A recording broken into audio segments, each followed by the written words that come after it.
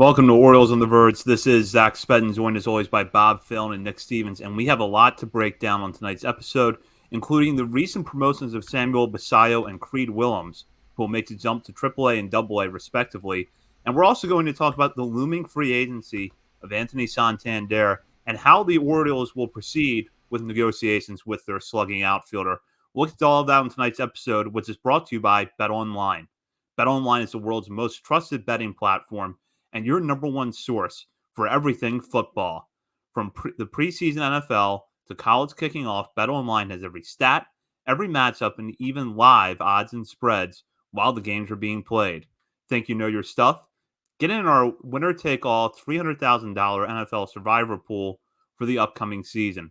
When the game's over, head on over to our online casino and get in on a game of blackjack or poker or on one of our over 150 slots games.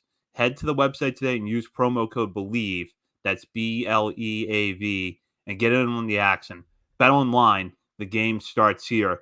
We'll start off with the promotions of Creed Willems and Samuel Basallo, which were first reported by Steve Molesky over at Masson. Now, it's worth noting that as we record this on Monday night, neither move is showing up in the MILB transaction log just yet, but it does look like these two players are heading to the next level.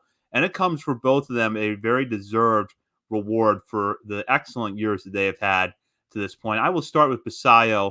Consensus, one of the top three prospects in the Orioles farm system, and one of the best, if not the best, catching prospect in all of baseball. Leaves Bowie with a 132 WRC plus and 16 home runs across 106 games.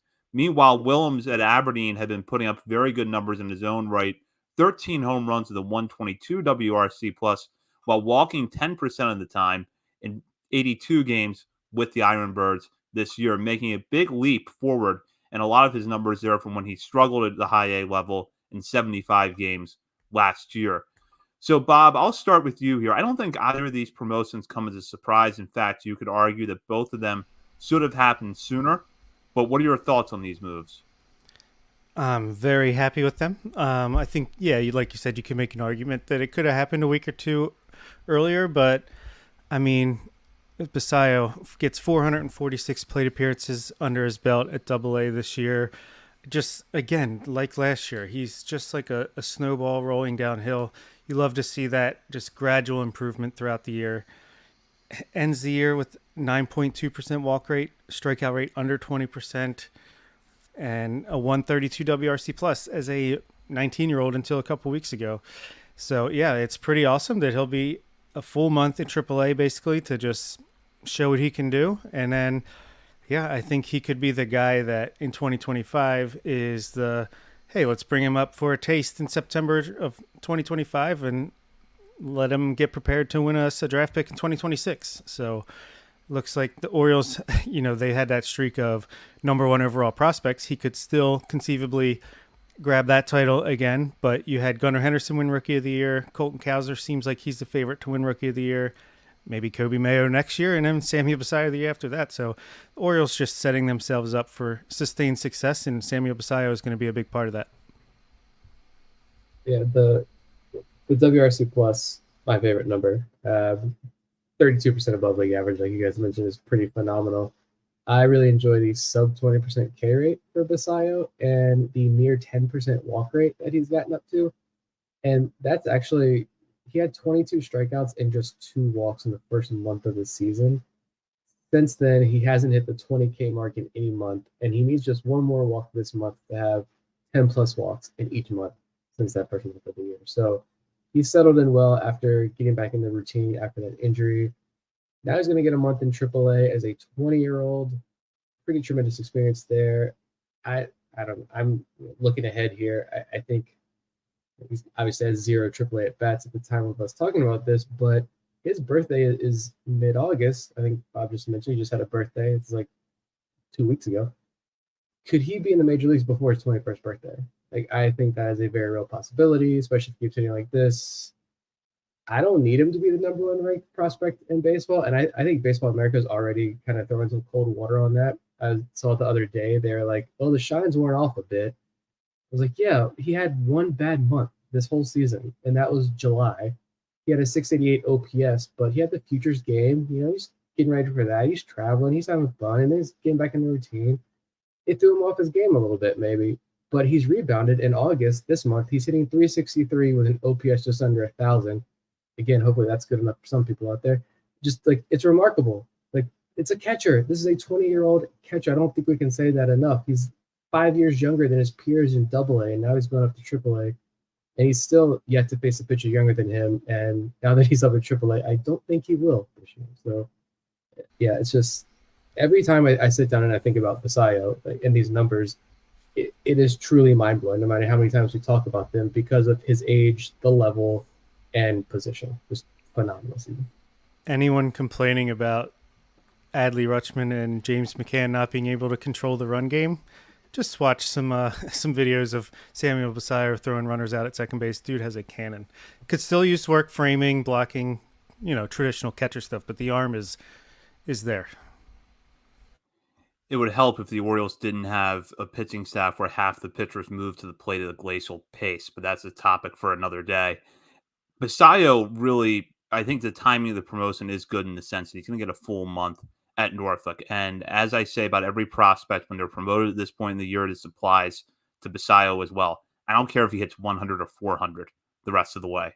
The fact that he's going to get the opportunity and get that runway to introduce himself at AAA when he's healthy, coming off a hot stretch at AA, to me is really important because catchers have long development curves. That's true of any player, maybe outside of Adley Rutschman, but Rutschman was just different. So what Basallo and what Willems, who we'll get to in a moment, have done so far has been impressive. For what I see for Basallo for the next 12 months, I do think he's going to spend the bulk of that time at Norfolk. But at the same time, if he hits and the Orioles, can bring him into a situation where maybe he gets at bats late next season at first base or DH, catches here and there, but not often, I could see it happening. So regardless, though, I think you can now start to talk about him as an everyday major leaguer by opening day 2026, assuming everything goes well with health and production. Yeah, absolutely. And I could see a scenario where it's June of 2025 and he's carrying an OPS over 1,000 at AAA and just looking like he's grown even more, just developed more over the offseason into next season. Didn't get off to a slow start thanks to injury. He's tapping into his raw power more in game, and we're just like, okay, it's time. And then if it doesn't work, you can do the Kobe Mayo thing where you send him back down and until September and keep that rookie eligibility. But yeah, I think it could go a lot of different ways, but I'd say 2026 opening day is probably as late as it's going to get now for his major league debut.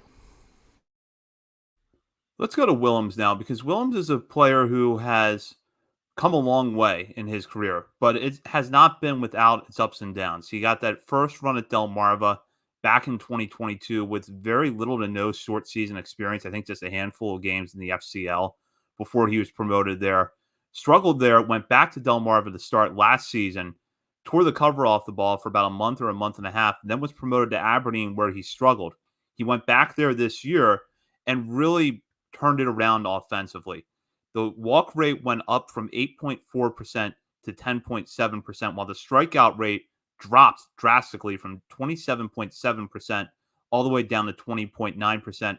And in the process, the power actually went up for Willems. 13 home runs in 82 games as the Ironbirds this year and 326 plate appearances compared to 9 there last year and 311 plate appearances. Not to mention the WRC plus jumping from 60 a year ago at high A to 122 this year. And everything that we see and hear about the defense for Willems has been pretty positive to this point. Not to mention that when he's over at first base, he looks pretty good there. So what are your guys' thoughts on him at this point? I think if we didn't have Samuel Basallo on the team, we'd be like, oh my God, a 21-year-old catcher, a high school drafted prospect has made it to AA this season. Like, wow, what growth he's made year to year. I just think we'd be a lot more excited about Creed Willems if it wasn't for Samuel Basallo. But that said, for me, like that strikeout rate, I mean, that's aces right there. A little bit under 21%, walk rate's almost 11%. And he's repeating, look, in 2022, he struggled mightily in Delmarva, came back out of the gates in 2023, knocked the cover off the ball. Got to Aberdeen, he struggled. There's no doubt about it. But he came back this year again, hot start, and then he kind of fell off for a while, and I was a little nervous because it seemed to be a pattern. But he really bounced back after that, and I thought that was the best sign of all. A 122 WRC plus for a 21-year-old catcher in Aberdeen. I feel like he's going to love hitting at Bowie. I think he's going to love that ballpark, and yeah, I think the sky's the limit for him. Whether it's a trade bait or future, we might need a third catcher on the Orioles if you got Samuel Basallo DH in most, or first base, most nights in the lineup. So Creed Willems, I think, is going to be a big part of the position prospects coming up in the next couple of years. Yeah, just like Basallo, the strikeout rate for me, it was pretty impressive just because it was like 27, 24% at like every other stop he's had. And to get that down at 20% at high A, I think is really impressive. Walks are also up this year, so love seeing all of that. He missed a couple of weeks there with an injury. I forget exactly what it was, hamstring or something. It didn't miss a beat. Came back and has been, I don't know the exact numbers since he returned from the injury, but I feel like it's just been double power. He had 2 doubles, I think, in his last game there at high A, going 3 for 4. I still can't, like, I have trouble like pegging his exact ceiling. I don't know what I view it as, but I will say if you're 22% above league average as a 21-year-old catcher in high A, like, that's impressive. We know the raw power is pretty incredible. We've known that from the start when they brought him in for the workout and he was peppering balls on Utah Street with a wooden bat as like a 17, 18-year-old kid. I think also too, like, I wrote about Creed Willems over on Substack before the season started, or right as the season started, and saying like he was still a prospect of note to keep an eye on because he was dealing with a lot. This, like Zach has said, catchers, they bloom much later. I mean, typically it's like 25, 26 years old. You see the offensive peak for catchers. Hence why when we acquired Blake Hunt, I was so excited, but we won't revisit that scenario there. RIP Blake Hunt. But like with Creed, one thing I talked about is like he had never called a game when he was in high school. Coaches calling the game. So he had to learn how to call the game from behind the plate. That was a big thing he struggled with. I think it was like the vision thing. He started wearing glasses. He lost weight. He lost like more than 20 pounds. So he's gotten in shape. He corrected the vision. He's learned how to call games from behind the plate. There's the language barrier when you're down there in low A. I mean, those pitching staffs just get shuffled all the time. You've got a lot of international players now in the system, so you don't have a set rotation or bullpen that you're working with. There's a language barrier there. He's learning all of this, but the bats still continue to come along. And so I think he's going to get up to Bowie, and honestly, like, he's probably going to suck for the next month. Well, they only have, 3 weeks left, 2 weeks left. It's probably going to not be that great, but guess what? That's the pattern. He's done it twice now. He gets promoted. It's not good. He comes out next year and he lights the world on fire. So if he gets up to Bowie and has like a WRC plus of 60 the rest of the season, doesn't matter. Wait till next year and we'll reevaluate next year. But right now he's in Double A. He's going to work with a phenomenal group of pitchers up there in Double A, and he's 21 years old.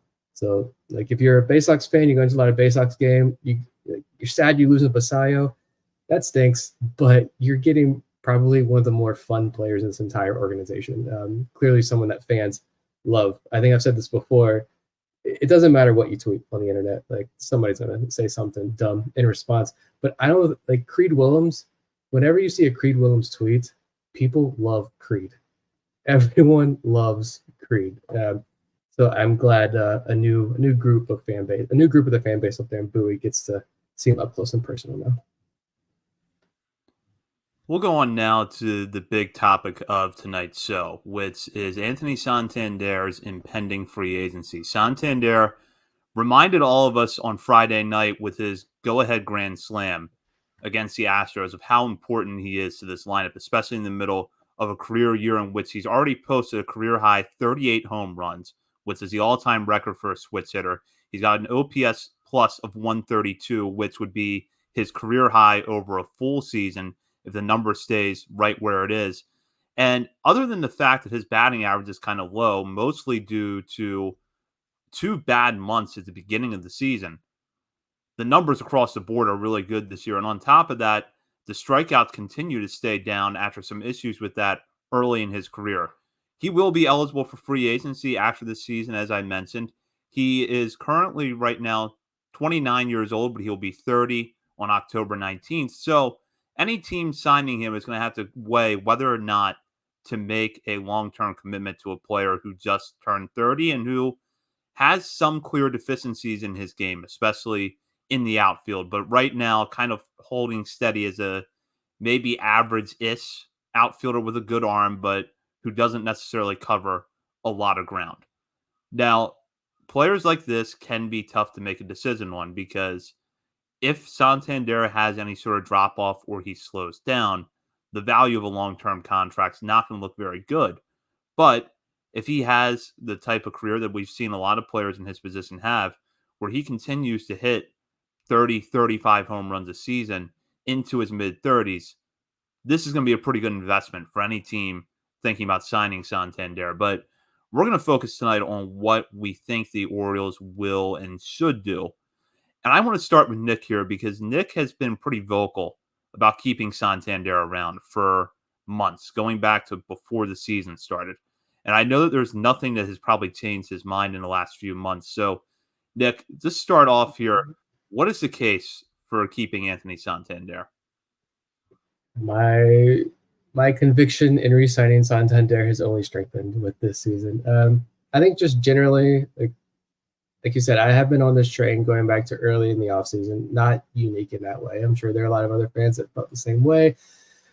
But Santander's got to come back to this organization next season. And it's impossible to convince me otherwise. It is a very nuanced, and we'll dive into all of that here with this conversation. But just my general opinion is find a way to get this done. If he truly does want to stay in Baltimore and the two sides can come to a fair agreement, fantastic. At a minimum, he plays next season on the qualifying offer. And then let's reassess at the end of next season. That's fair too. Because like Zach mentioned, if defensive regression hits him, it's going to hit hard. He is going to be on the other side of 30 come October. I think his birthday is October. Welcome to the club, Tony Taters, the 30 and up club. Life's different now. But either way, he has to be back. And we can talk about Kerstad as well as part of this whole conversation. I don't know if I've seen enough that makes me feel confident in Kerstad just sliding in to take over Santander's role if he walks.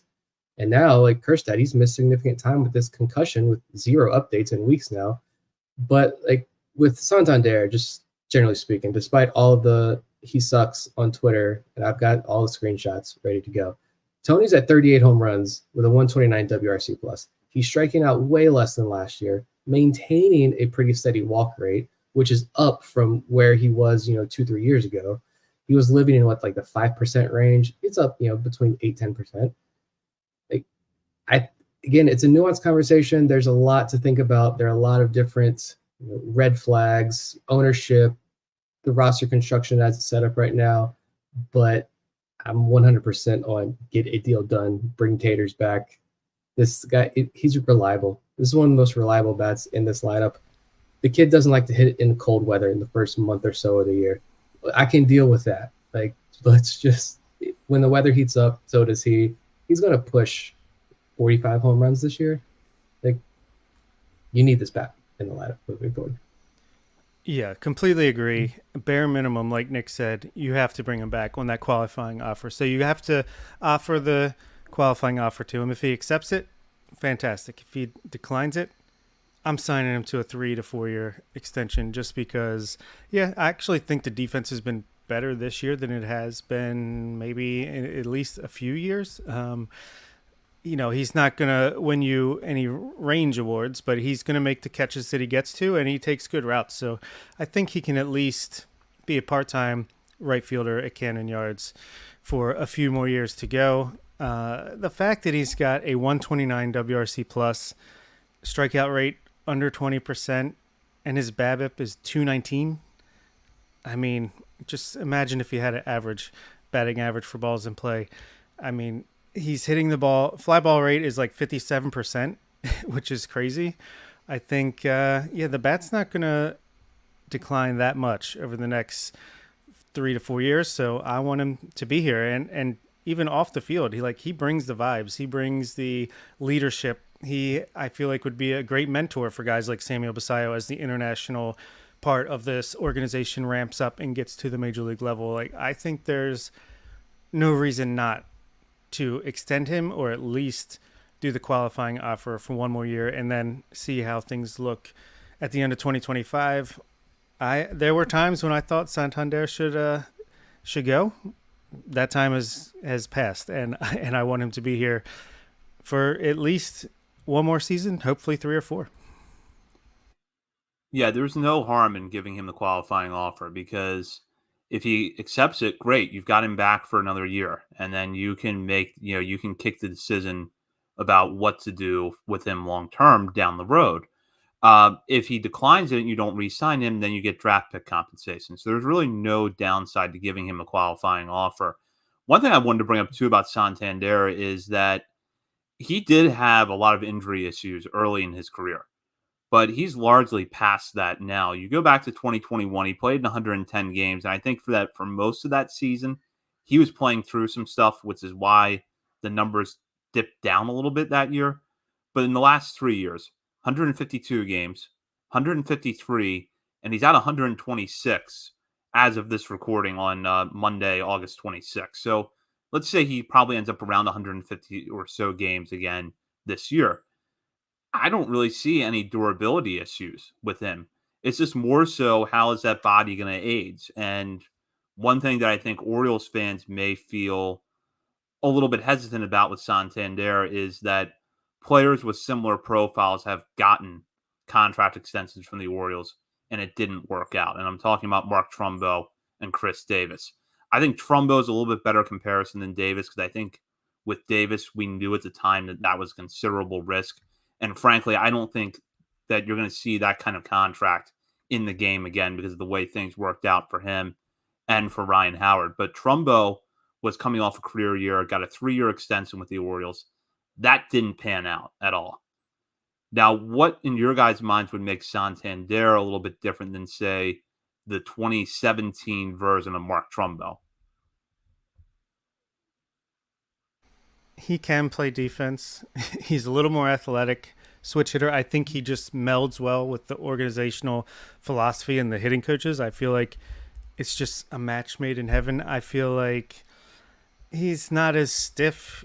I don't know. I mean, that the risk is there. There's no doubt about it. I thought Trumbo was older than he actually was when he signed that extension. So it's pretty similar in age as well. So that's a possibility. But to me, it's just a gut feeling that I don't think he's going to pull Trumbo, but it is a risk.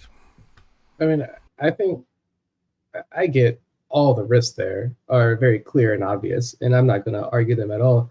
But I think it was Andy Casa over there at the Banner writing. I don't know if it was this offseason or I feel like it was last offseason maybe.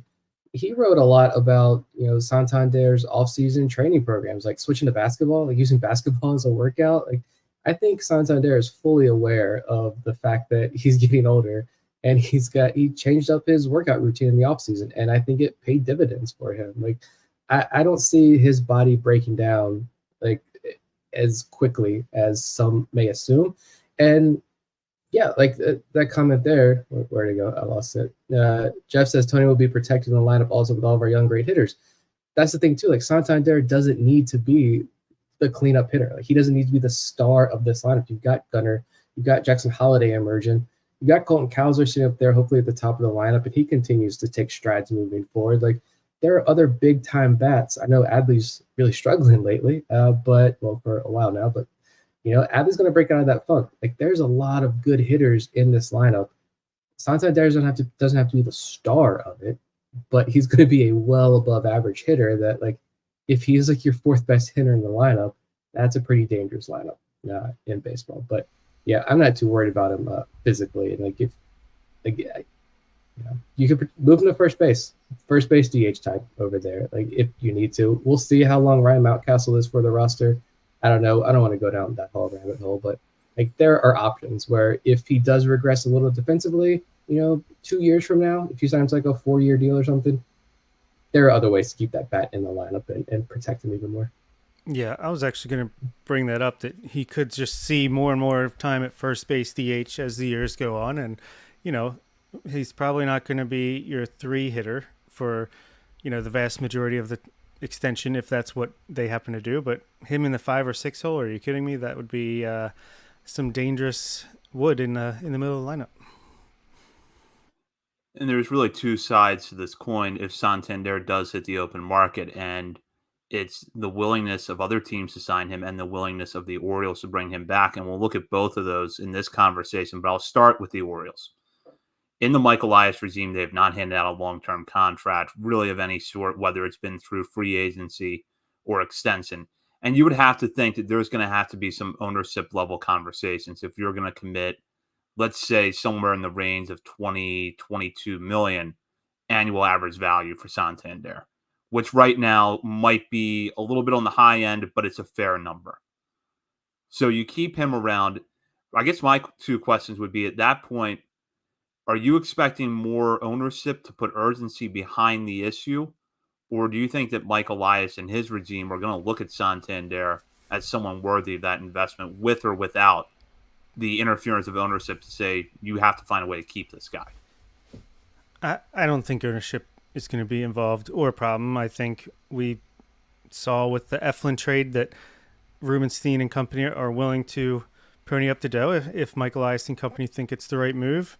Question is, will Mike Elias and Sig and all them think that a 3+ year deal is worth it for Santander? I guess that's the question we'll find out, but I think it'll be a completely front office decision either way. Yeah. A year ago, I had no expectation of Santander getting an extension. Not even confident they would extend him the qualifying offer out of fear that he would accept, and they'd have to pay him that money for 1 year. And it's we know in the previous regime, I don't know what the qualifying offer is going to be for next. Is this 24, 25 million or something for next year? Either way, that's $8 billion in the Angelos land of whatever he smokes. That, as I mentioned before, though, with this new ownership came in, they said all the right things. It was this beautiful honeymoon period. They hadn't done anything, though, except throw hats in the crowd, buy some beers. And at the end of the day, they're still billionaires who came together to buy this team for one reason, and that's to make money. I don't think you can let the rah-rah, go team kind of fool you. They're in this to make money. But the trade deadline, like Bob mentioned, the trade deadline, some of the quotes from Elias that came up from the trade deadline, that has made me feel a lot better about what we could potentially see this offseason. Still don't know how this team is going to operate, though, when it comes to the offseason and extensions. We don't know if Mike Elias does have that financial backing. What is he going to do? We know this is a very analytically driven organization that could say, just because the money is there, they could say, hey, extending Adley isn't smart, and they treat him like an NFL running back. They could say extending Santander isn't a smart move because of the potential defensive regression, age, position. We just don't know. But I do think, everything we've mentioned, if he truly wants to stay in Baltimore and wants to take a team-friendly deal, and this organization, I don't see why you don't go for that. Because of, like Zach mentioned, the injury concerns aren't really there with him anymore. That bat is a well above average bat. That he doesn't need to be the star of this lineup anymore. So I just don't see why it wouldn't be a smart move. And the tricky thing, though, is from Santander's perspective, and I know we all want to see these guys locked down for life, right? We all want to see Gunnar and Oriole for life. I'm sure a lot of people would love to see Santander and Oriole for life. But these guys, they got to, maybe it's just me, but if I'm in their position, I got to put me first. I got to put my family first. Santander could get a big fat bag in free agency this offseason if he truly wants to. Soto is going to be the crown jewel of that free agent class, at least among outfielders. But after Soto, I was looking at the list earlier. I think Cody Bellinger might be. I think there's a team option, or he's got some type of option. But after Soto, it's Santander. It might be Tyler O'Neill might be the next best outfielder. It's not very deep outfield class. So anyone actively pursuing Soto, if they don't land Soto, they could turn to Santander and say, hey, we were willing to pay Soto this amount. We'll give you way more than what you want for Santander, because we're going to pay less for Santander and still get a pretty good player. So I don't know. I don't know what the contract would look like. We have no clue how this front office is going to operate, but I don't see how it doesn't make sense, to be honest. Well, and Nick, that's a good point that you bring up because that's where I was going to go next to this conversation, which is how other teams are going to approach this. Because when you get past Juan Soto, next year's free agency class for hitters, especially outfielders, thins out quickly. And we know that realistically, with the price that Soto is going to command, there are probably only 2 or 3 teams that have a legitimate shot at signing him. That are going to be going for him, especially if it's going to be a long-term deal. So, in theory, someone could decide to jump the market on Santander knowing this is the next best thing. We could get him for much less than we're going to get Soto and still improve our lineup. And that could happen, or it could be another one of those weird free agency years where things move much slower than anybody expects.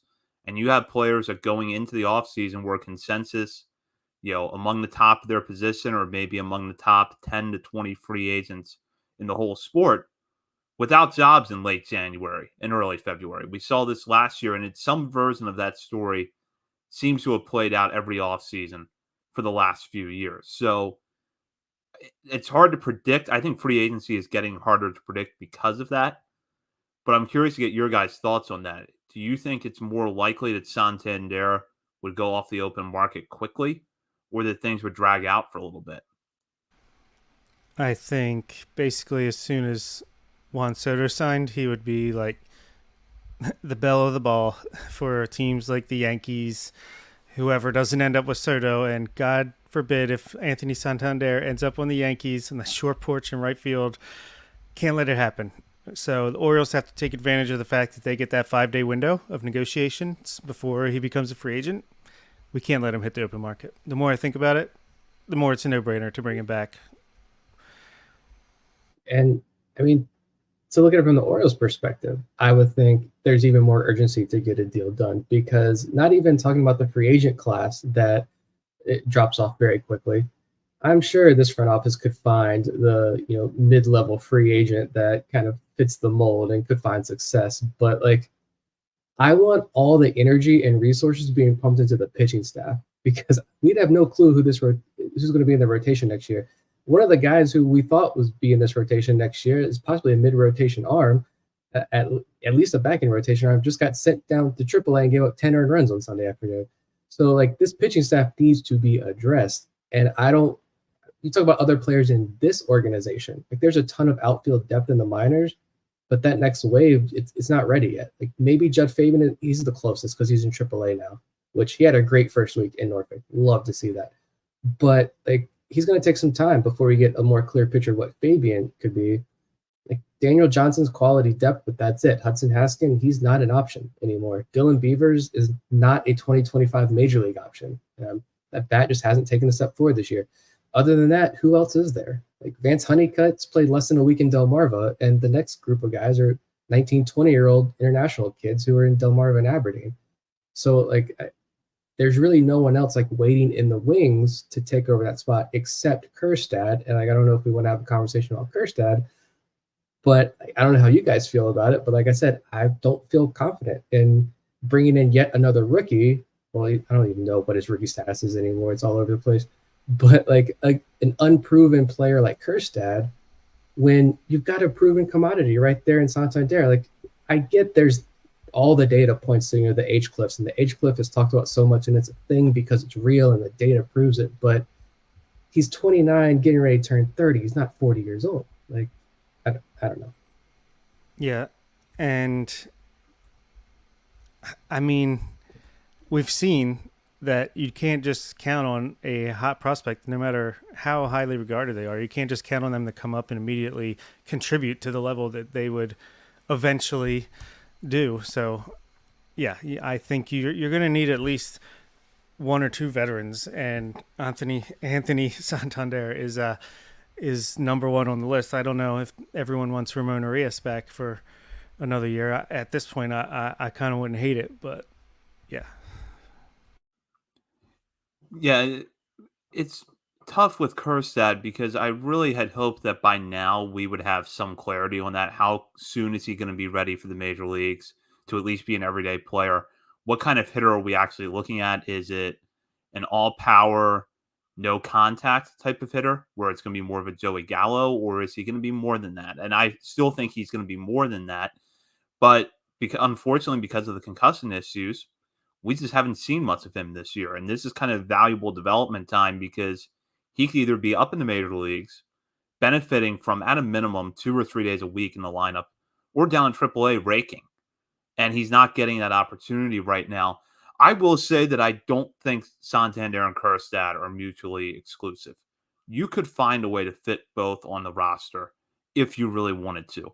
Is it a redundancy? Yes, but this year has proven that if nothing else, sometimes redundancy isn't a bad thing because injuries are going to happen.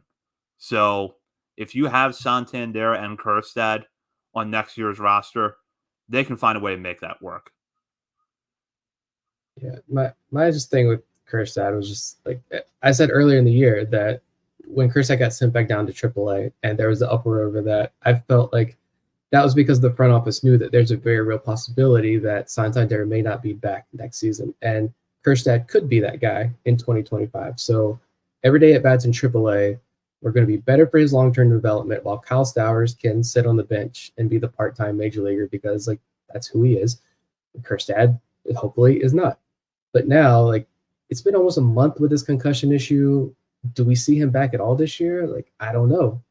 Again, we've had no updates on this, not that I've seen or read. I don't know if I missed it, but we don't know. We've seen it impact guys for months. It's not always like, I think Enrique Bradfield Jr.'s case, he got really lucky. He was out, 2 weeks maybe, came back and has been knocking the cover off the ball ever since he returned from his concussion IL stint.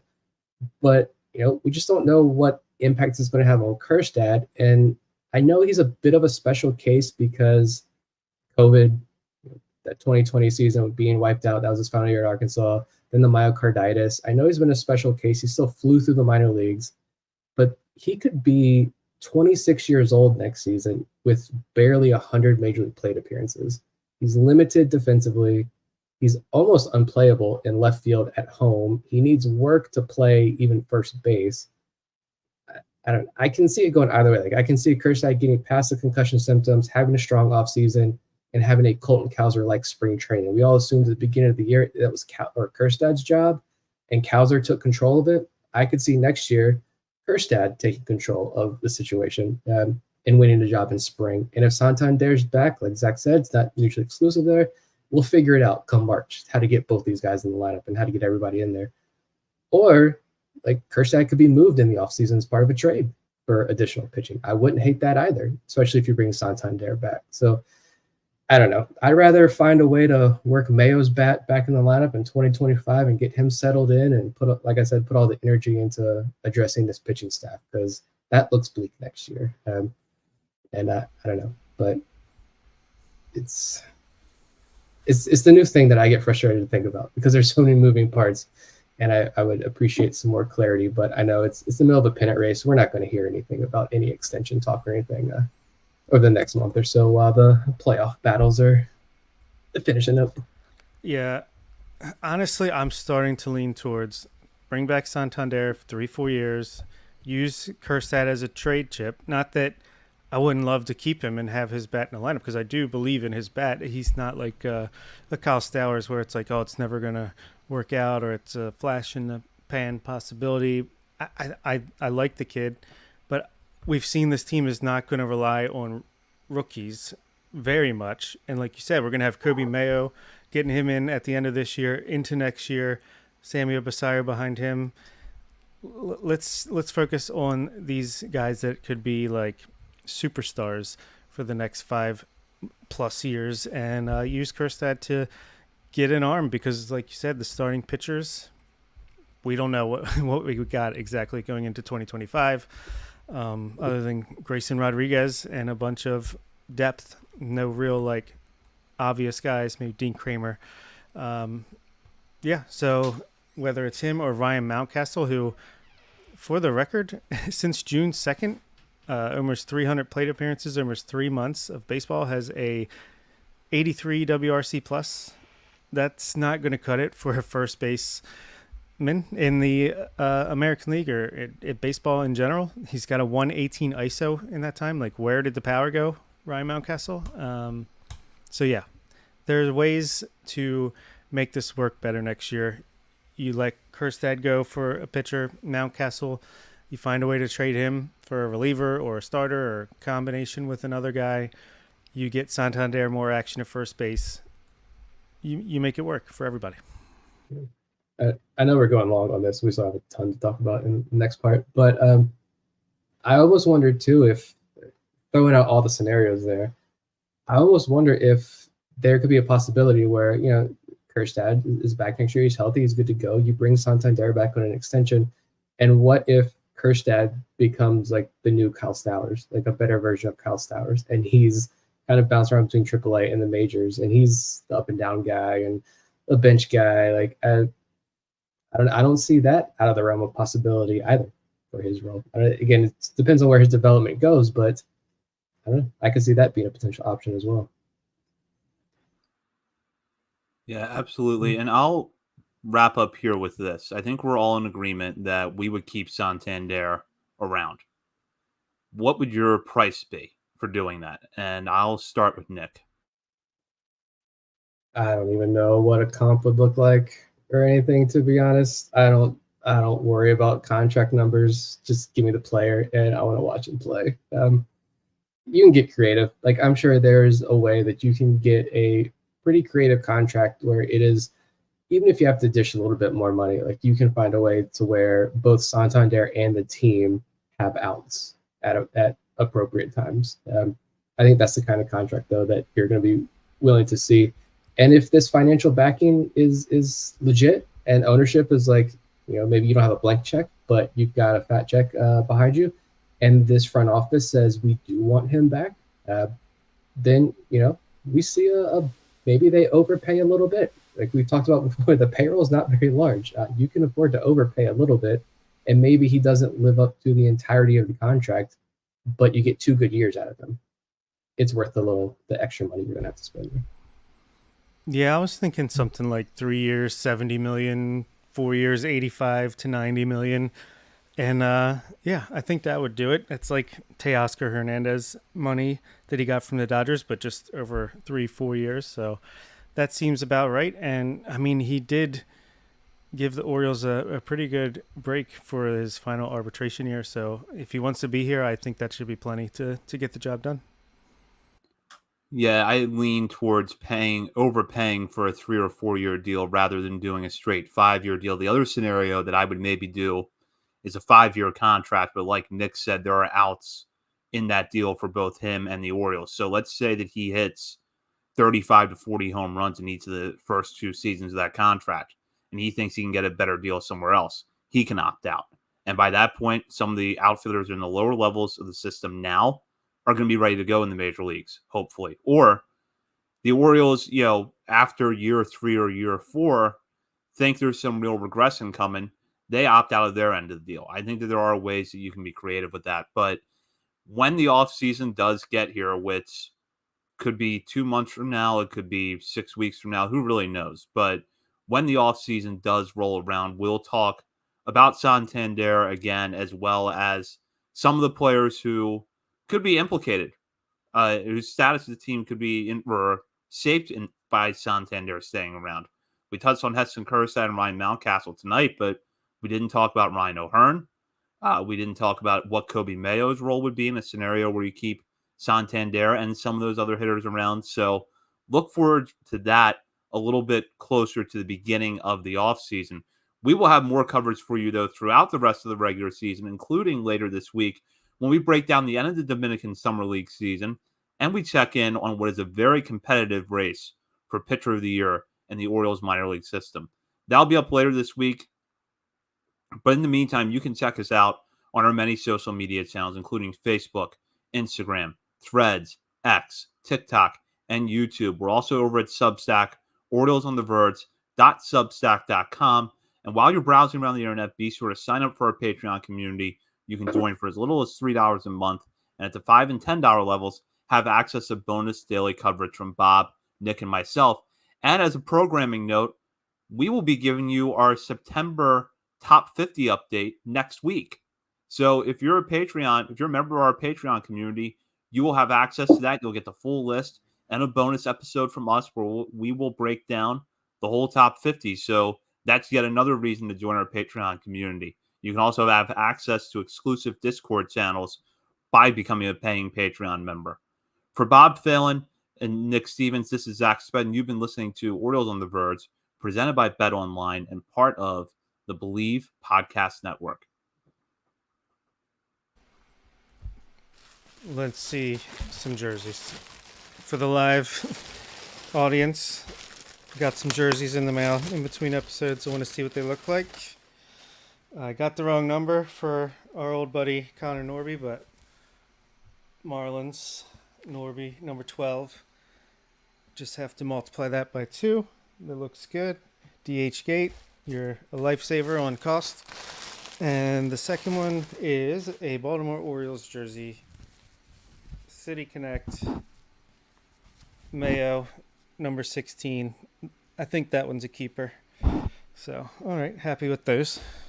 So will those go in the closet with your Yusniel Diaz jersey? Oh yeah, right next to him. You got to get that mojo rubbing off on him for sure. Now I'm reminded of the offseason where we offered the Yusniel Diaz jersey as a prize and no one entered the contest. Yeah. Yeah, we'll see. I mean, you never know. There is a player of the game competition going on in the Discord. The winner's going to get something. I don't know. Could be a part of it in my closet.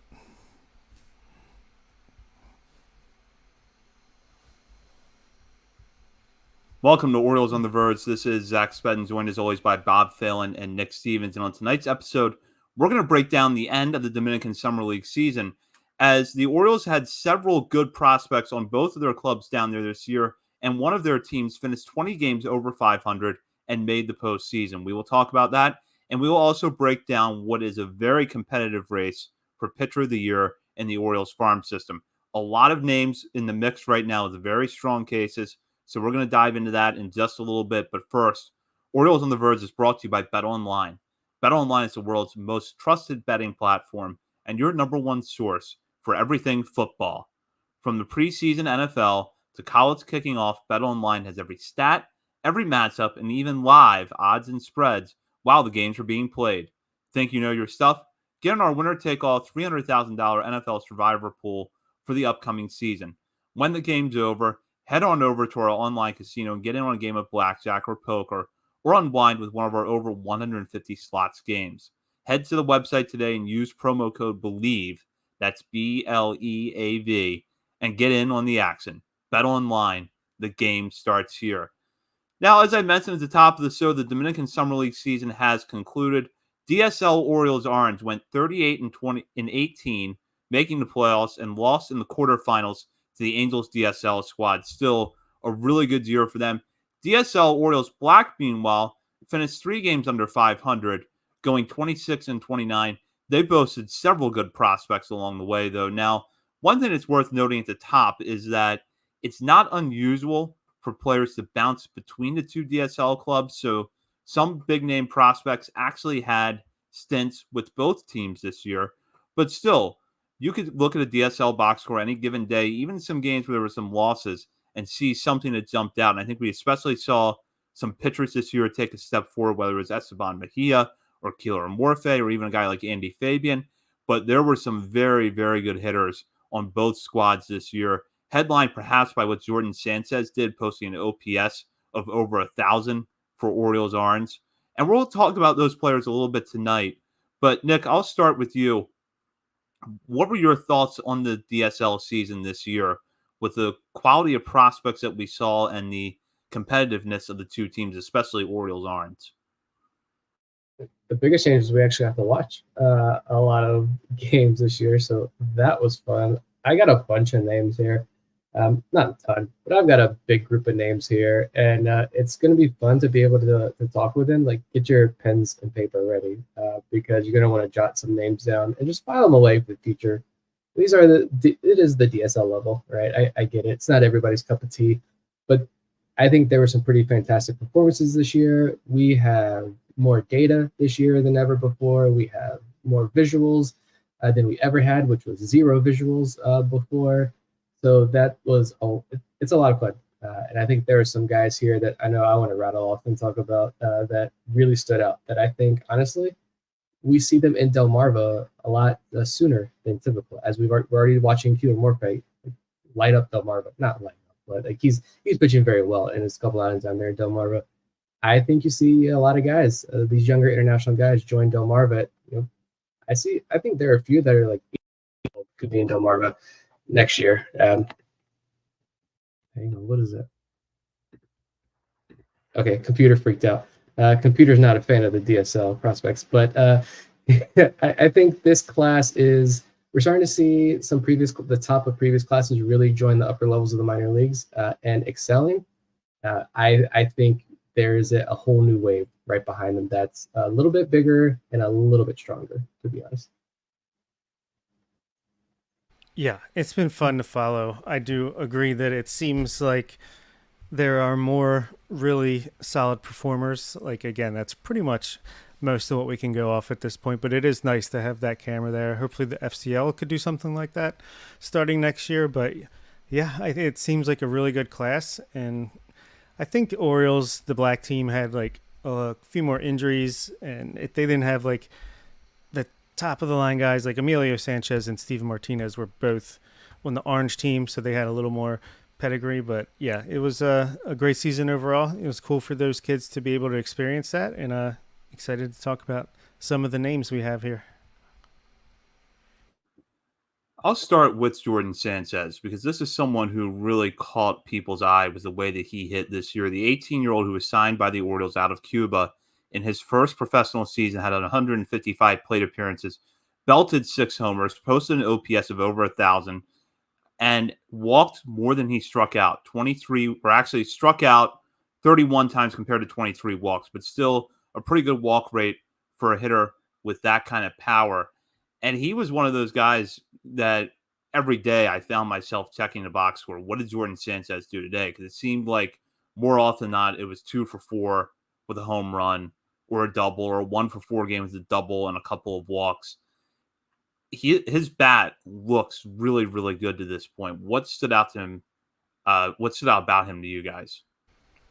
That power, like you said, 13. What is it? 13 doubles, 2 triples, 6 home runs in not that much time played. And the one thing that concerns me is that he just like stopped playing towards the end of the year. I hope it wasn't anything serious, if it was an injury or what have you. But yeah, and I feel like the walks started slow. I feel like he was jumping on pitches early on, and then teams started pitching around him a little bit more, so the walks came up towards the end. But even stole 4 bases, so 18 years old, a little bit older, maybe a year older than you would typically see in the DSL for a prospect of his stature, but it's his first year in professional ball. I would not be surprised if starting next year he's on Delmarva's roster right from the jump. We'll see. But yeah, just very impressed with the amount of power that he was able to display in game. Yeah, I think I guess there aren't like strict roster limits in the DSL, and so I don't think there's any like urgency to technically put guys on the injured list. But yeah, he hasn't played since late July, didn't play in the playoffs either. I like when you OPS over 1,000 and you hit 6 home runs to show his kind of power, and the strikeout rate is decent as it was while maintaining that pretty high walk rate. Like I will take that, because you see so many guys like with Sanchez. I watched a couple of clips of him, good exit velo numbers and all of that. But for me, when I'm looking at the numbers and you compare them to what like Braylon Tavera and Thomas Sosa and some of these other outfielders were doing at this level, Sanchez was showing just as much, if not more, power and better walking strikeout numbers than these guys. And so that stands out to me. And we've seen that translate with a lot of these guys as they move up the ladder. I still think it's weird that I don't think he got a single mention when you look at like Baseball America and some of these national outlets that do cover the DSL. I don't think he got a single mention all year. And I do think that's a little weird. I think they missed a pretty big one here, because I think Sanchez is a pretty fun find that they've got out of Cuba this year. Another guy that did get written up a little bit from Baseball America was Elvin Sanchez. But again, he's a guy that kind of didn't play much down the stretch. Who knows with the DSL, the team's secretive enough as it is, then you put him in another country and it take it to another level. But Elvin Sanchez just had a incredible season. 307, 989 OPS, 10 doubles, 5 triples, 1 home run, 26 walks, 11 stolen bases. He plays up the middle defense, shortstop. I'm sure he could play second, third base. This seems like a guy who was on our radar because he did have one of the bigger secondary bonuses of the signing class, but really just kind of like the Aaron Estrada, Frederick Bencosme, just hit the ground running and hit the ball all over the place all season long. One other guy I want to touch on, Emilio Sanchez, young shortstop, 16 years old for most of the season, turned 17, actually 17 for the whole season, but turned 17 back in April. He walked more than he struck out this year, and while you look at the 212 batting average, and you might not be impressed, that probably doesn't tell the whole story with him. I think the fact that he posted an on-base percentage of 416 at his age is really impressive. And Nick, you shouted him out recently in Discord for his defense at shortstop. So what did you see about Sanchez that you like so much at this point? I put on the playoff games. I think was it Thursday and Friday. They had the first 2 games this series against the Angels. I put those games on. They had great camera feeds for those 2. I was hard at work, so couldn't pay too much attention for legal purposes there. He didn't stand out with the bat in those games, but like you mentioned, the walk to strikeout numbers in the regular season were fantastic. What stood out to me was defense. He played shortstop in both the games I watched. The smoothest defender on that entire field. Nothing crazy. He didn't have to make like any super difficult plays, but he looked more natural at the shortstop position than I think you see defensively with most guys in Delmarva. I thought it was fantastic. And if he develops some power, I think Emilio Sanchez is going to become one of the bigger international prospects to watch in the system, to be completely honest, if that defense is going to play as well as it did this past weekend. Yeah, he seems like a really polished plate discipline, just zone judgment, just, again, comfortable in all aspects of the game. 29 stolen bases as well, so I think that led both of the Dominican teams. So, yeah, he only batted 212, but an OPS right around 700 for that low of a batting average without the power developing just yet at his super young age, then, yeah, I don't think there's anything to be concerned about. And quite the opposite. I think it's like Leandro Arias with a little more upside. That's kind of the zone I'm getting, just because, I mean, Arias doesn't have the defense that Emilio Sanchez probably has, although I've heard he could move to third base at some point, but I guess we'll see how much he grows over the next couple of years. Before we move on to talk about pitchers, any other position players you guys want to shout out? Yes. Yeah. You go ahead, Nick. You go ahead. I'm going to find mine. All right, I'll do one obvious one and one a little bit less obvious one. I actually have a list of like 7 or 8 more guys here. Steve Martinez, the other big money signing that Matt Blood was shouting out, I feel like whenever he got a chance. He's another guy that at a super young age, like Jordan Sanchez was getting to power, but he was 18. Steven Martinez, 16, 17 years old, batted 278 with an 883 OPS. And this is with a kind of a slow start. He had 5 doubles, 4 triples, 4 home runs, 30 walks. So I think he's going to be a guy that can get to that power, kind of like, I know we didn't get to see a ton of them this year, but Joshua Lorenzo, hopefully they can become like a Bash Brother team in Delmarva sometime soon. And Felix Amparo. I feel like Edwin Amparo had a pretty solid season this year and developed more than people might have expected or even known about because it was kind of under the radar. But Felix Amparo, I don't know if they're related, but batted 313 with an 886 OPS, 7 doubles, 3 triples, 6 home runs, 39 RBI, 24 stolen bases. So seems like the kid can hit. Again, I didn't really see much of him like from video, even though there is video. They play at like 10 a.m. and I do work. So that sucked. But I like what I was able to glean from him so far. One guy statistically that did stand out. Catcher, Adriander Mejia. He was just 17 years old, but he just finished his 2nd season in the Dominican Summer League. So extremely young when he signed. His OPS jumped 100 points though this season. He finished with an OPS over 800. He had 10 extra base hits. It's not a typo. It is on MLB.com. He had 33 walks to just 15 strikeouts. If I'm reading that correctly, I think I triple checked that. That's impressive. 0-28 WRC plus. Like, I know it's just the DSL, but that's a fantastic season at a very, very young age still. I think if I were to rank the catching prospects in the system, I don't know if he would crack the top 5 because the system is so incredibly deep. But I think, like you were talking about earlier, I forget who we were talking about. We were talking about Creed Willems. Talking about Creed Willems, how if he was in another organization or Samuel Basallo wasn't in this organization, how hyped up would we be about Creed Willems? Like Adriander Mejia, if he's in another organization, he's probably one of the better prospects in that system as far as catchers go, and maybe even like a top 30 prospect in some systems, or French top 30 prospect in some systems. So I think that's a name to pay attention to pretty closely. I also feel like Jamon Noel, great swing. Yeah. He came on as the season went on, got better and better. And again, a lot of walks, 38 walks. I'll throw out two more names real quick for just the bats that statistically the numbers didn't jump off the page, but I have a feeling about them. Infielder Franier Chirinos. I mentioned him on a recent daily. He just 17 years old, signed out of Venezuela. He only hit 171 this year, but he had a pair of home runs. He had 25 walks and an on-base percentage of 408. He doesn't turn 18 until next February. I don't know. I've seen a couple clips of his. I think there's potential breakout there as he gets older and develops more physically.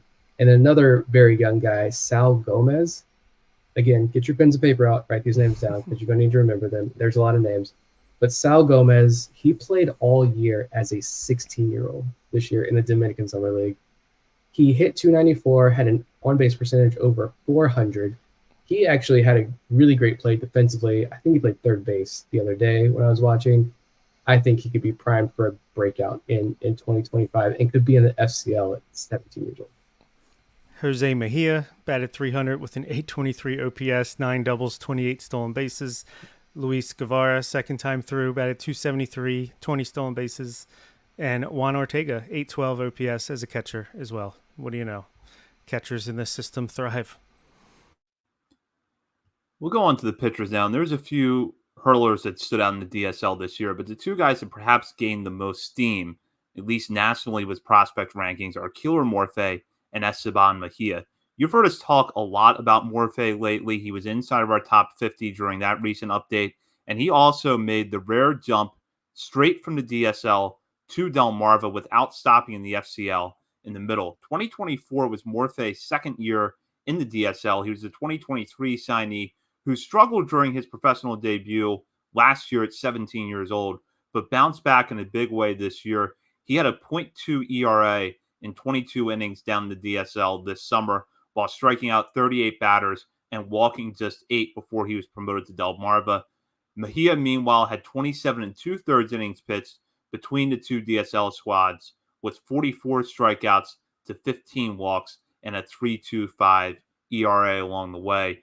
We also talked a little bit about Mejia last week. He was mentioned in the Best of the Rest episode for our top 50. So if you've not had a chance to listen to that, you can go back for a little bit more about him. But we will talk about him and Morphe again tonight. What stood out to you guys about these two pitchers? Well, Morphe's just like shot out of a cannon. Short guy. You talked about what you saw from him in Delmarva in person on the Substack, Zach, and I think you talked on the last episode, but just a lightning arm out of that stature at that age, 18 years old, and just more than holding his own in low A Delmarva right now. Like, I mean, Luis de Leon, watch out. You might have a new best international pitching prospect in the system. So love everything that I've seen from Keeler Morphe. And as far as Esteban Mejia, first of all, I thought it was weird that Esteban Mejia scored a run for the team down east that Delmarva was playing last week. That was weird to see that pop up. Different player. He's got, seems like a great arm. And the fact that Keeler Morphe had incredible growing pains his first year in the DSL. Esteban Mejia did not. 50 strikeouts in less than 32 innings when you combine the playoffs. So, yeah, I think there's nothing not to like. And I think again, as the Orioles player development just gets more comfortable with the guys between the scouting and the developing and what they're looking for, I think you're going to just see more and more guys pop up that fit the mold and excel in the system.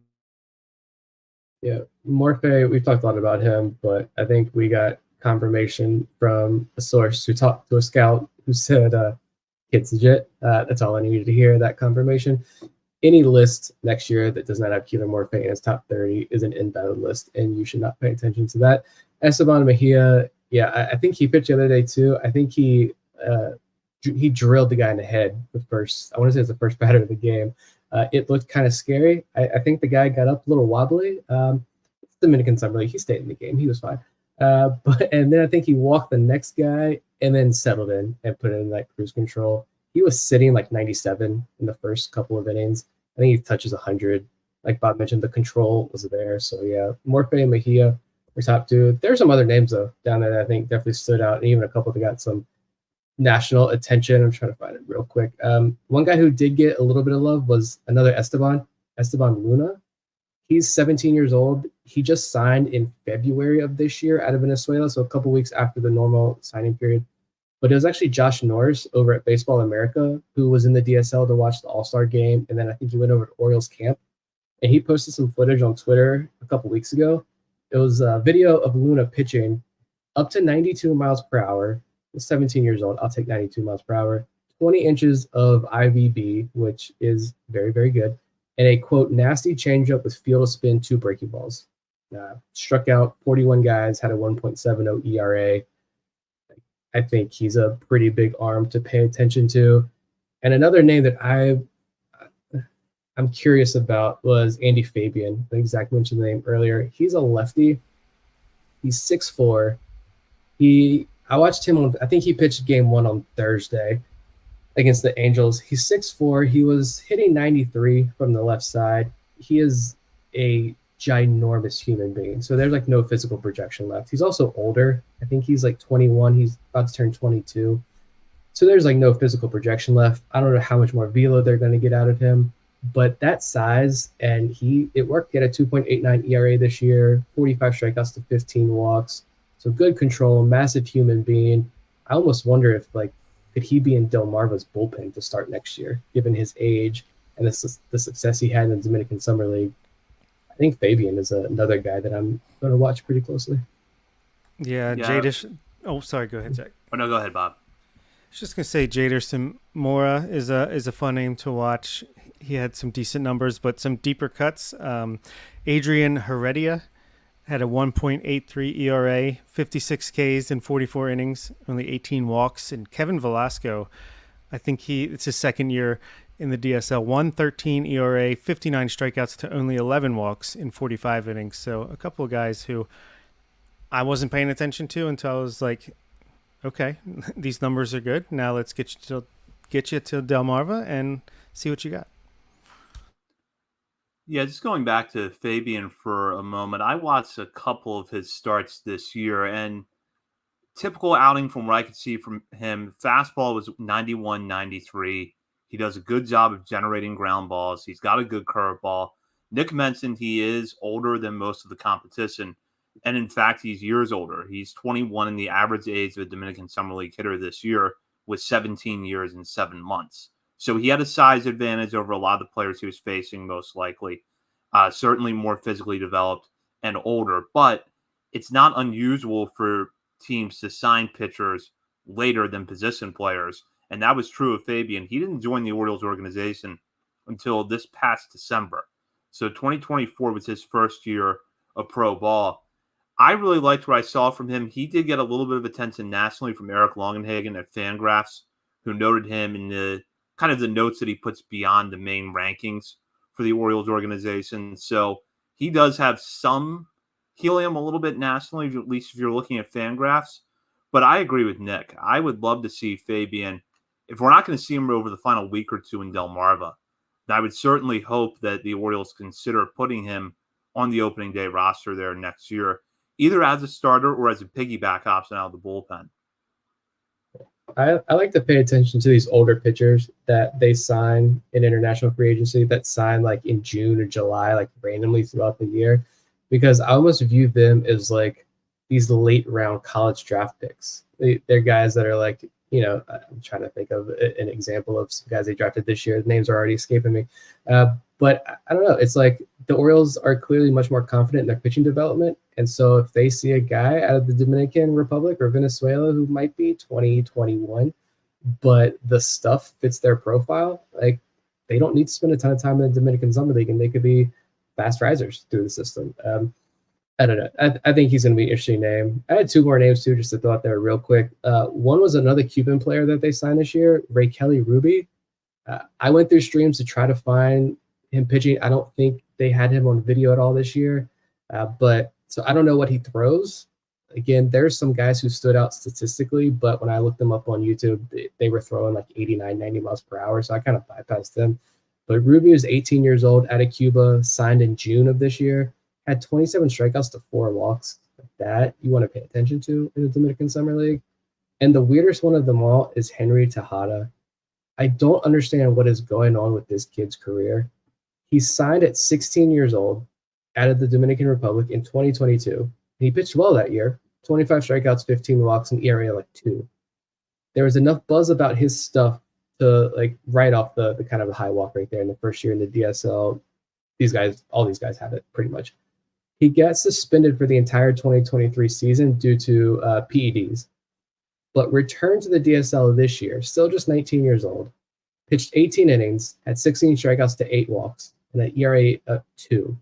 He last pitched on July 17th, then gets named to the DSL All-Star game, pitches in that game, which is like 3 weeks after July 17th, gets a write-up in Baseball America for his standout stuff. I think it was the slider specifically that Josh Norris was like, this is a legit pitch, but doesn't pitch again for the DSL Orioles team for the rest of the season. So the 3 weeks leading up to the All-Star game and then the month after the All-Star game, he doesn't pitch, but he pitched in the All-Star game. There's no social media presence. There's no mention of him anywhere. He's clearly an arm to watch. Could be an arm to watch in Delmarva next year. I don't know what's going on there, and it's weird. Yeah, and hopefully we will get a little bit of clarity around him leading up to next year, because when he has been on the mound, as you mentioned, he's been quite effective. And we'll go now into a discussion about pitcher of the year in the Orioles minor league farm system. This year, it's a pretty competitive race. And what's interesting is that if you break it down into categories, basically every range of prospect is represented. You could make an argument for Chase McDermott or Brandon Young, who are consensus top 10, top 15 prospects at this point in the organization. McDermott has already had a start in the major leagues. Young is knocking on the door at this point. You could make an argument for one of the newcomers, a guy who was drafted last year like Zach Fruit or Michael Ferret or Blake Money. There's several 2023 draftees putting together really strong years. Even an undrafted free agent, Trey Gibson, is making a strong case for himself. You could go with a pitcher who got off to a really slow start, but has probably been one of the best in the Orioles minor league system over the last 2 months, and that is Alex Pham. He has a solid case for pitcher of the year. You could look at a guy like Cameron Weston, who start to finish has perhaps been the steadiest performer of any pitcher in this organization. So it's a really varied race where you could go a lot of ways right now. Now, I will say for pitcher of the year, we could focus on how the Orioles are going to decide it or how we're going to decide it, because we do our own awards at the end of the season. But for now, let's just guess that we're at least close to the Orioles' decision if we don't match them outright. So, Bob, I'll start with you, because it's obviously a competitive race at this point, and it feels far from settled. So what have your thoughts on it been to this point? It's a really tough year. I feel like in the years past, it's been, between maybe 2 or 3 guys, but really we kind of know where we're leaning. Where this year, I'm just looking at the list of pitchers, and it's really hard. Year of the pitcher, indeed. We called it before the season started, and yeah, you can see that wave coming up from Delmarva, Aberdeen, up to Bowie now. To me, I guess leaders in the clubhouse, I would say Brandon Young, just because what a great story coming back from injury. getting close to top 100 prospect status from certain people, getting close to the top 10 in our top prospects list, and just getting better as the year goes on. I feel like his month of August has been phenomenal. Just struck out 10 guys in his last time out. Could be in the majors sooner rather than later. Cameron Weston, for me, just super consistent, super steady. I think he's got to be up there in the running. And Edgar Portes, while, it's been done at high A, and I don't know. I feel like because I don't know how to do the guys like Michael Ferret, Zach Fruit, Edgar Portes.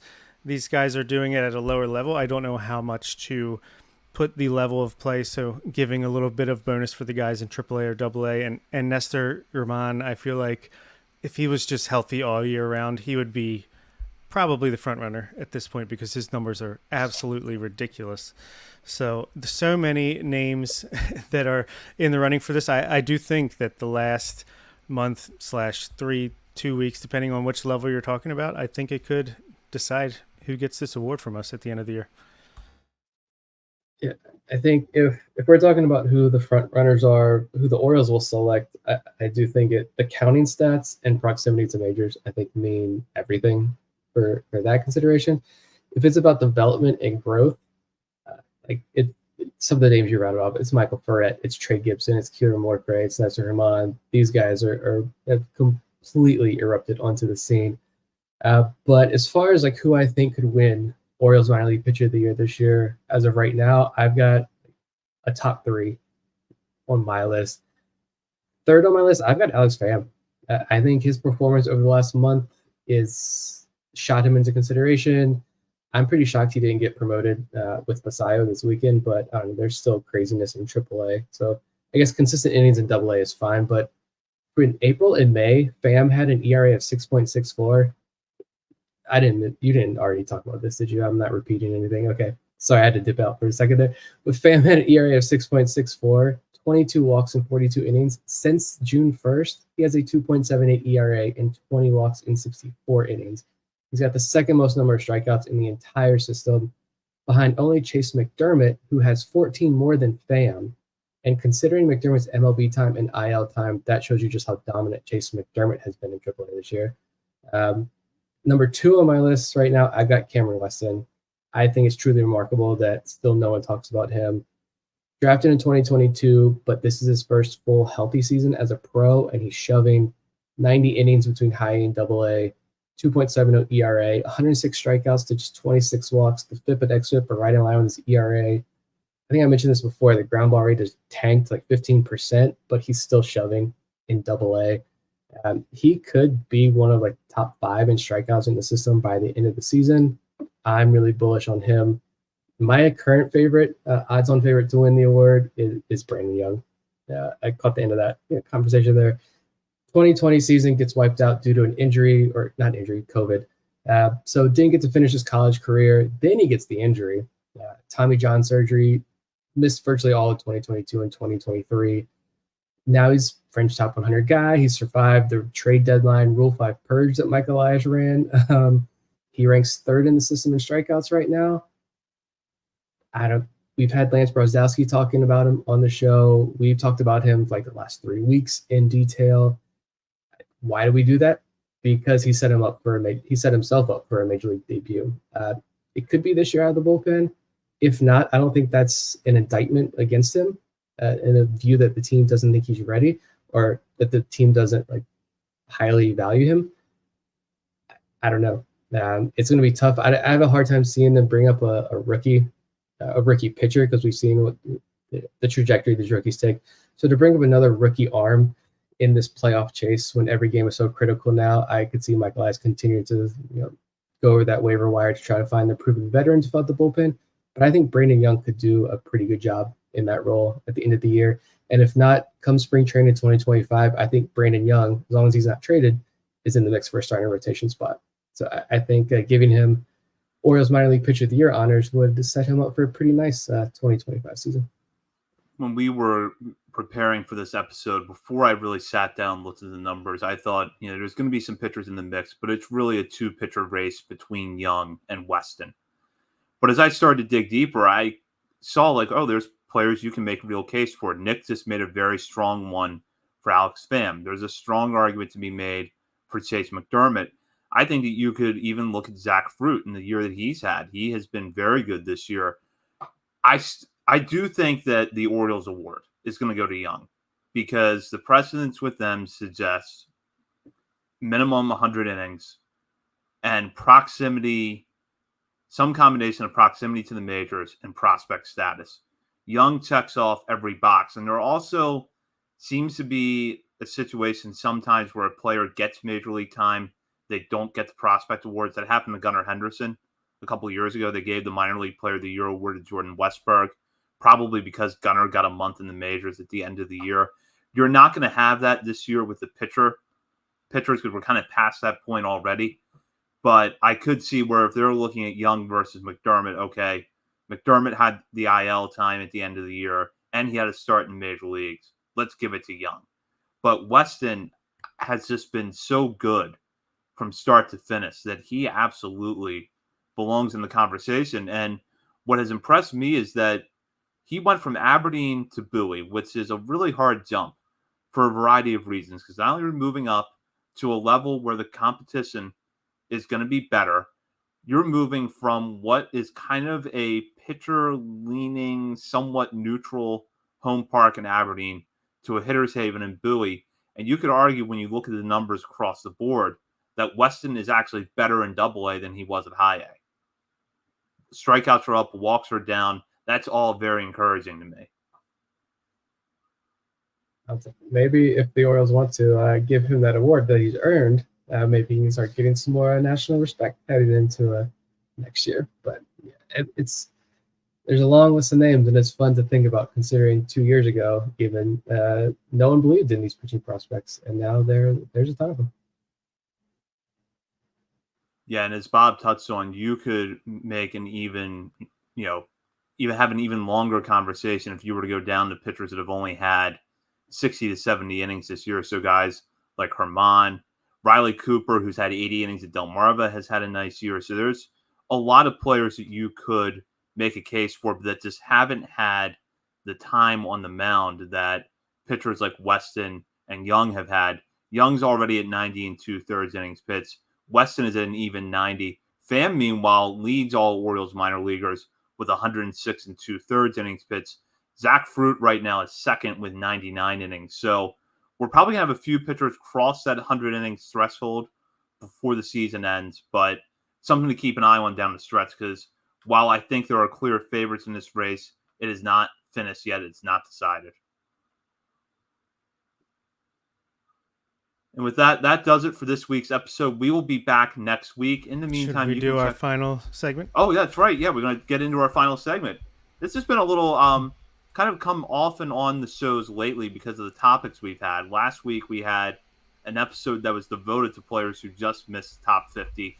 So it felt a little bit redundant. And the week before that, we had our top 50. But now we're bringing this segment back. And since Bob reminded me, I will go ahead and let him start. All right. Well, 20th round pick Evan Yates is going to be my pick for the pitcher because he got his professional debut, jumped all the way up to Aberdeen, pitched out of their bullpen, went 2 innings in his first appearance, struck out 5 batters, and, it didn't have overpowering stuff, but it looked like he could really spin the ball, gave up 2 hits, didn't walk anybody, so great debut for him. Just wanted to shout that out. And for my hitter, I went with, I know he's been picked here quite a bit this year, but Douglas Hodo, it continues to go under the radar, the season he's having for Aberdeen. I know he's 23 years old, will be 24 next month, but he's got a 129 WRC plus, and this is a guy who last year, he did okay, or he did well in Delmarva as a college guy, but then he went up to Aberdeen, got 47 plate appearances, batted under 100, and then got hurt for the rest of the season. So it was nice to see him come back on the scene, and he has stolen, 43 bases in 49 attempts this season. He's batting around 250, walking 18% of the time. So just shout out to him, and he'll be at Delmarva. It might ultimately be an organizational type of player, but I just think it's cool what he's done this year, and it seems like he can play good defense in the outfield. So bare minimum, solid player to have behind you when you're coming up through the minor leagues if you're a pitcher. I loved Evan Yates watching him pitch the other night. That was really cool. I'm going to go another draft pick for my hitter, Austin Overn. He went 8 for 19 this week, had a 4 for 4 night in there as well, where he was a home run shy of a cycle. That's pretty cool. He stolen 8 bases this week as well in 5 games. I know Zach got to watch him the other week, wrote him up over on Substack. Check that out. I'm excited to sit down and really watch him for the first time this week. Still blows my mind that there are minor league teams that don't have a broadcast, and Down East is one of them. So didn't get to watch Honeycutt make his debut, and haven't been able to see much of the draft picks yet, but we will. Overn looks like a pretty exciting player. I kind of mentioned, could he be is he Dante Williams 2.0, or is he something more? I think he's in that mold though. For my pitcher, I honestly never thought that I would be able to talk about one of my personal favorite pitchers to watch on this show. So this is really cool to be able to do, and I'm going for Justin Showalter as my pitcher this week. The Orioles gave him a shot, and he's been pitching well for Delmarva, doing exactly what I think the Orioles signed him to do, which is just eat innings in the lower levels of the minor leagues. I watched almost every single one of this kid start in college. He went to JMU, he went to TA, Turner Ashby High School, which right down the road where Brendan Hanafy went. I can literally almost see the school from my window right now. So close personal connection there, but I do realize why they signed a 25-year-old indie ball arm in July. And again, that was to eat innings in Delmarva, and he's doing that. 4 2/3 scoreless this past week with a career-high 6 strikeouts. Since he's joined Delmarva, he's pitched 18 innings. He has an ERA of 3, 14 strikeouts to 7 walks, 50% ground ball rates. Just incredibly happy to see this guy get a chance to live out a dream of playing pro ball see how long this run gets to last for him. Good choices. I will start off with my hitter this week, and that is Ryan Stafford, who had an excellent series at Down East. 5 games, he went 7 for 13 at the plate with a double and 5 walks to 2 strikeouts. Stafford getting off to a very good start in his professional career as he's 12 for 31 over his first 10 games at Delmarva. Stafford, the Orioles' 5th-round pick out of Cal Poly in this year's draft, has kind of lived up to his billing. An interesting bat with versatility you don't see from a guy who is a catcher. He's had 4 games behind the plate at Delmarva, 3 at second base, and 2 in the outfield. So with Ethan Anderson there, needs to be a little bit flexible with positions to get at bats. So far, he's been able to do that, and he's thriving at the plate. So good start to his professional career. And by the way, we did talk about Stafford a lot on last week's show. So another plug for that episode. And then I'm going to stick with Delmarva for my pitcher, Braxton Bragg. You've probably heard us talk about Bragg quite a bit lately because he had a scoreless inning streak that was snapped last week in his start against Down East at 21. But you look at his last 5 appearances, he has been excellent. 26 in the 3rd innings pitched, 33 strikeouts with 3 walks and just 1 run allowed on 16 hits. And in fact, in that start that saw his scoreless inning streak end, Bragg was really, really good. 5 in the 3rd innings pitched, 11 strikeouts, no walks, 1 run on 4 hits. Nick mentioned earlier how he was hoping that Alex Fan would be promoted to Norfolk this week. Maybe that will still happen. We're recording this Monday night. But I feel as strongly that Bragg deserves a shot in Aberdeen before this season ends. He's an interesting pitcher because he doesn't necessarily get by with velocity, but he locates his pitches very well. He's been extremely good for the Shorebirds in the second half and solid numbers overall this season. 108 strikeouts to just 21 walks over 86 innings pitched with a 3.45 ERA. So please give him a shot at Aberdeen before this season ends. He's earned it. Him and Blake Money. Yeah, definitely a couple of arms at Delmarva deserving a chance, and hopefully they will get that here in the final weeks of this season. And with that actually does it now for this week's episode. We will be back next week. In the meantime, you can find us on our many social media channels, including Facebook, Instagram, Threads, X, TikTok, and YouTube. We're also over at Substack, OriolesOnTheVerge.substack.com. I have a write-up there that mentions some of the players we talked about in tonight's episode, including Austin Overn and Killer Morphe. That was from my visit to Delmarva a couple of weeks ago. We have that and more coverage of the Orioles farm system over there. And while you're browsing around the internet, be sure to sign up for a Patreon community. You can join as a paying member for as little as $3 a month, and at the $5 and $10 levels, have access to bonus daily coverage from Bob, Nick, and myself. And next week, we will bring patrons an exclusive monthly update of our top 50 list, so you're not going to want to miss that. For Bob Phelan and Nick Stevens, this is Zach Spedden. You've been listening to Orioles on the Verge, presented by BetOnline and part of the Believe Podcast Network.